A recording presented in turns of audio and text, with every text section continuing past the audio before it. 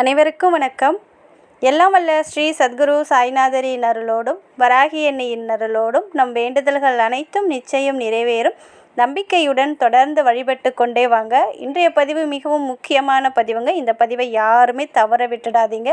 அதிர்ஷ்டம் இருந்தால் நிச்சயமாக உங்கள் கண்ணில் படும். அந்த அளவுக்கு அற்புதமான தகவலை இன்றைக்கி உங்கள் கூட நான் ஷேர் பண்ணிக்க போகிறேன். அதாவது ஆடி மாதத்தில் வரக்கூடிய கிருத்திகை நட்சத்திரம் ரொம்ப ரொம்ப விசேஷமானது. அதாவது இந்த நாளில் முருகப்பெருமானை இந்த முறையில் நீங்கள் வழிபடும்போது நீங்கள் கேட்டது அனைத்தும் உங்களுக்கு முருகப்பெருமான் கொடுப்பார். அது மட்டும் கிடையாதுங்க, ஒரு கோடீஸ்வர யோகத்தை ஏற்படுத்தி கொடுப்பார்.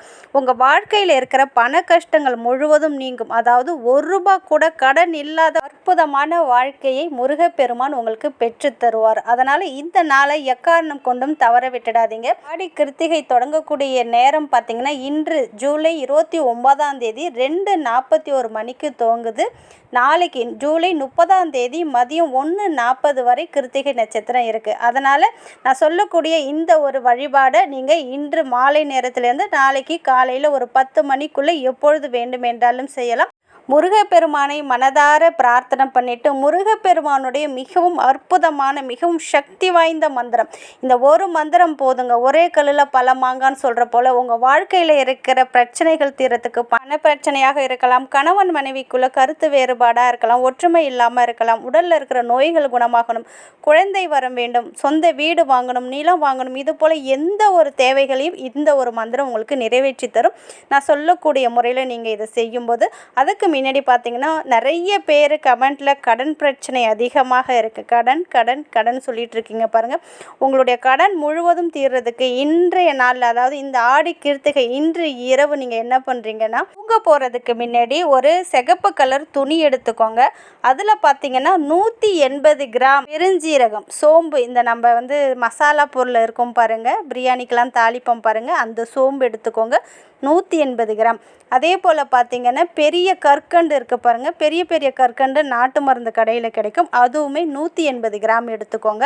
இது ரெண்டுத்தையுமே வாங்கிட்டு என்ன பண்ணுறீங்கன்னா, அந்த சிகப்பு கலர் துணியில் இந்த பெருஞ்சீரகத்தையும், கற்கண்டு வாங்கியிருக்கீங்க பாருங்கள், பெருசு பெருசாக இருக்கும் பாருங்கள், அந்த போல் இருக்கிற கற்கண்டு 180 கிராம் வாங்கியிருக்கீங்க இல்லையா, ரெண்டையுமே அந்த சிகப்பு கலர் துணியில் வச்சு மூட்டையாக கட்டி யாருக்கு கடன் இருக்கோ அவங்க தலைக்கு பக்கத்தில் வச்சுட்டு இன்றைக்கி தூங்கிடுங்க. அதாவது இந்த செவ்வாய்க்கிழமை இதை நீங்கள் செஞ்சிடுங்க. செஞ்சு உங்கள் தலைக்கு பக்கத்தில் வச்சு தூங்கிடுங்க. அடுத்த வர செவ்வாய்க்கிழமை என்ன பண்ணுறீங்கன்னா, இந்த மூட்டையை எடுத்துகிட்டு போய் ஓடுற தண்ணியில் விட்டுடுங்க. ஒரே ஒரு முறை மட்டும் செஞ்சால் போதுங்க. இந்த மூட்டையை நீங்கள் கட்டி உங்கள் கையில் வச்சுட்டு உங்களுக்கு எவ்வளோ கடன் தொகை இருக்கோ இந்த கடன் தொகை முழுவதும் எனக்கு நீங்க வேண்டும், வருமானம் பெருக வேண்டும், பணவரவு பெருக வேண்டும் அப்படின்னு மனதார உங்கள் குலதெய்வத்தையும் உங்கள் இஷ்ட தெய்வத்தையும் முருகப்பெருமானையும் நம்பிக்கையோடு பிரார்த்தனை பண்ணிவிட்டு உங்கள் தலைக்கு பக்கத்தில் வச்சுக்கோங்க. நீங்கள் எந்த இடத்துல படுத்தாலும் சரி, நீங்கள் பெட்டில் படுத்தாலும் சரி, இல்லை தரையில் படுத்தாலும் உங்கள் தலைக்கு பக்கத்தில் இருக்கிறது போல் பார்த்துக்கோங்க. அடுத்த செவ்வாய்க்கிழமை வரைக்குமே உங்கள் தலைக்கு பக்கத்தில் அது இருக்கட்டும். அடுத்த செவ்வாய்க்கிழமை அன்று நீங்கள் என்ன பண்ணுறீங்கன்னா, ஓடுற தண்ணியில் கொண்டு போய் இதை விட்டுட்டு வந்துடுங்க. அவ்வளோதான், வேறு எதுவும் நீங்கள் செய்ய வேணாம். இப்படி ஒரு முறை செஞ்சு பாருங்கள். எப்பேற்பட்ட கடனாக இருந்தாலும் இருந்த இடம் தெரியாமல் போகும், பண வரவில் அதிரடி மாற்றம் ஏற்படும். நம்பிக்கையோடு செஞ்சு பாருங்கள். அடுத்தது பார்த்திங்கன்னா, உங்களுக்கு என்ன வேண்டுமோ முருகப்பெருமானிடம் இந்த முறையில் கேட்கும்போது நிச்சயமாக முருகப்பெருமான் உங்களுக்கு பெற்றுத்தருவார். அதாவது இன்னைக்கு மதியம் இந்த வீடியோ பார்த்ததுக்கப்புறம் இன்று கூட பண்ணலாம், நாளைக்கு மதியம் வரைக்குமே இந்த வழிபாடை நீங்கள் பண்ணலாம். எப்பொழுது நேரம் இருக்கோ, ராவுகாலம் யமகண்டம் இல்லாத நேரமாக பார்த்து பண்ணிக்கோங்க. ஒரு தேங்காய், நிறைய தண்ணி இருக்கிறது போல் ஒரு தேங்காய் வாங்கிட்டு வந்து வச்சுக்கோங்க. தேங்காய்க்கு மேலே அந்த நார்லாம் உரித்து நல்லா பிளைனாக இருக்குது பாருங்கள், அந்த தேங்காய், இப்போ ஸ்க்ரீனில் எப்படி தேங்காய் இருக்கோ அது போல் ஒரு தேங்காய் வாங்கிட்டு வந்து அந்த தேங்காவை நீங்கள் என்ன பண்ணுறீங்கன்னா, பூஜை ரூமில் எல்லார் வீட்லேயுமே குங்குமம் இருக்கும், அந்த குங்குமத்தால் நான் சொல்லக்கூடிய நம்பரை அந்த தேங்காயில் எழுதுங்க. உங்களுடைய வலது கையில் இருக்கிற மோதிர விரலால் 1176 அப்படின்ற நம்பரை எழுதுங்க. அதுக்கு கீழே பார்த்தீங்கன்னா ஒரு ஸ்டார், 6 முக்கோணம் வர மாதிரி ஒரு ஸ்டார் வரைஞ்சிக்கோங்க. இந்த தேங்காயில் எப்படி இருக்கோ அதே போல் வரைஞ்சிக்கோங்க. இந்த தேங்காவை உங்கள் கையில் வச்சுட்டு உங்களுக்கு என்ன வேண்டுமோ, உங்களுக்கு என்ன பிரார்த்தனை இருக்கோ அதை மனதார பிரார்த்தனை பண்ணிக்கோங்க. உங்கள் வீட்டுக்கு பக்கத்தில் முருகப்பெருமானுடைய கோவில் இருக்குது, இல்லை ஏதாவது ஒரு இடத்துல முருகனுடைய சிலை இருக்குன்னா அங்கே கொண்டுட்டு போய் இந்த தேங்காவை பாதத்தில் வைங்க. இருந்துச்சுன்னா வைங்க. அப்படி சப்போஸ் பக்கத்தில் கோவில் இல்லாத பட்சத்தில் உங்கள் வீட்லேயே முருகப்பெருமானுடைய ஃபோட்டோவுக்கு பக்கத்தில் இதை நீங்கள் வைக்கணும். எப்படி வைக்கணும் அப்படின்னு பார்த்தீங்கன்னா, ஒரு ஒயிட் கலர் பேப்பர் எடுத்துக்கோங்க. அதில் நான் சொல்லக்கூடிய மந்திரத்தை சிகப்பு நிறத்தில் இருக்கக்கூடிய பெண்ணால் எழுதலாம். சப்போஸ் சிகப்பு நிற பென் கிடைக்காத பட்சத்தில் உங்கள் வீட்டில் என்ன பென் இருக்கோ பிளாக்கை மட்டும் யூஸ் பண்ணாமல் க்ரீன் கலர் பென் இல்லைன்னா சிகப்பு நிற பெண்ணால் நீங்கள் எழுதலாம்.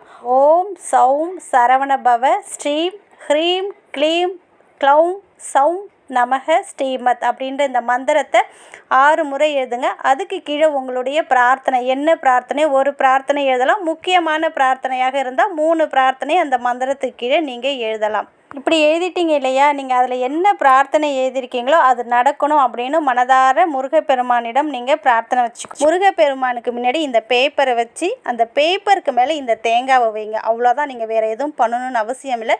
இந்த தேங்காயை வைக்க போகிறதுக்கு முன்னாடி நீங்கள் என்ன பிரார்த்தனைக்காக அந்த சீட்டில் எழுதியிருக்கீங்களோ அந்த தேங்காவை கையில் வச்சுட்டு மனதார பிரார்த்தனை பண்ணிக்கோங்க. முருகப்பெருமானே, இந்த 3 வேண்டுதலையும் கண்டிப்பாக நீங்கள் எனக்கு நிறைவேற்றி தருவீங்க அப்படின்ற நம்பிக்கை பரிபூரணமாக இருக்குது அப்படின்னு சொல்லிட்டு வைங்க. இது உங்களுடைய பிரார்த்தனை நிறைவேறத்துக்கு தானா அப்படின்னு கேட்டால் கிடையாதுங்க. உங்களுடைய பிரார்த்தனையும் நிறைவேறும், உங்கள் வீட்டில் செல்வ நிலை உயரும், நீங்கள் கேட்டது கிடைக்கும், நல்ல ஒரு சொந்த வீடு நிலம் வாங்கக்கூடிய அமைப்பை ஏற்படுத்தி கொடுக்கும், உங்கள் உடம்புல இருக்கிற நோய்கள் முழுவதும் நீங்கிறதுக்கும் இது உங்களுக்கு யூஸ்ஃபுல்லாக இருக்குங்க. இந்த மந்திரத்தை மட்டுமே டெய்லியுமே உங்களால் 108 முறை சொல்ல முடிஞ்சுன்னா சொன்னீங்கன்னா அதீத பலன் தரக்கூடியதுங்க. தேங்காவை வச்சுட்டு இந்த மந்திரத்தை டெய்லியுமே நீங்கள் பூஜை பண்ணும்போது விளக்கு ஏற்றி வச்சிடுவீங்க இல்லையா, அப்போ வந்து இந்த மந்திரத்தை ஒரு 108 முறை இல்லைன்னா ஒரு 10 நிமிஷம் இந்த மந்திரத்தை ஓம் சௌம் சரவணபவ ஸ்ரீம் ஹ்ரீம் க்ளீம் க்ளௌம் நம ஸ்ரீமத் அப்படின்னு சொல்லிகிட்டே இருக்கும்போது ஒரே மாதத்துக்குள்ளே உங்களுடைய வாழ்க்கையில் மிகப்பெரிய ஒரு அதிசயத்தை நிகழ்த்தக்கூடிய அற்புதமான மந்திரம். ஒரே கல்லில் பல மாங்கான்றது போல் இந்த மந்திரமும் இந்த தேங்காவும் உங்களுக்கு வேலை செய்ய தொடங்கிவிடும். அதனால் நம்பிக்கையோடு இன்று இரவுக்குள்ளே இதை செய்யலாம். இன்றைக்கி செய்ய முடியாதவங்க நாளைக்கு மதியத்துக்குள்ளே செஞ்சுடுங்க. இந்த கிருத்திகை அன்று உங்களால் செய்ய முடியலன்னா அடுத்த வர அமாவாசை பௌர்ணமி அன்று இந்த வழிபாடை பண்ணலாம். ஆனால் உங்கள் தலைக்கு பக்கத்தில் நான் வந்து சிகப்பு கலர் துணியில் வந்து கண்டும் பெருஞ்சீரகம் வைக்க சொன்னோம் பாருங்கள், அது செவ்வாய்க்கிழமை அன்று தான் செய்யணும். இந்த செவ்வாய்க்கிழமையை தவற விட்டுட்டிங்கன்னா அடுத்த வர செவ்வாய்க்கிழமை அன்று இந்த ஒரு பரிகாரத்தை பண்ணுங்கள். நான் சொன்ன இந்த மெத்தடை நீங்கள் ஃபாலோ பண்ணி பாருங்கள். இந்த தேங்காயில் இருக்கிற தண்ணி வந்து வத்துற வரைக்குமே தேங்காய் பூஜை ரூமில் இருக்கலாம். கொஞ்சம் தேங்காவை வந்து எடுத்து பாருங்கள். ஒரு மாதம் கழித்து தேங்காயில் இருக்கிற தண்ணி வத்திட்டுனா அதை எடுத்துகிட்டு போய் ஓடுற தண்ணியில் விட்டுடலாம். மண்ணுக்கடியிலலாம் போடக்கூடாது, ஓடுற தண்ணியில் விட்டுடுங்க. அதே போல் ஒவ்வொரு நாளும் நீங்கள் மந்திரம் சொல்லும்போது அந்த தேங்காயை கையில் எடுத்து சொல்லணும்னு அவசியம் கிடையாது. அந்த பேப்பருக்கு மேலேயே தேங்காய் இருக்கட்டும், நீங்கள் வந்து மந்திரத்தை மட்டும் அந்த தேங்காவை பார்த்து சொன்னால் போதும். இப்படி நீங்கள் செஞ்சு பாருங்கள். நிச்சயம் உங்கள் வாழ்க்கையில் மிகப்பெரிய ஒரு அதிர்ஷ்டத்தையும் அற்புதத்தையும் ஏற்படுத்தி கொடுக்கும். உங்கள் வாழ்க்கையில் நல்லது மட்டுமே நடக்க ஆரம்பிக்கும். நன்றி.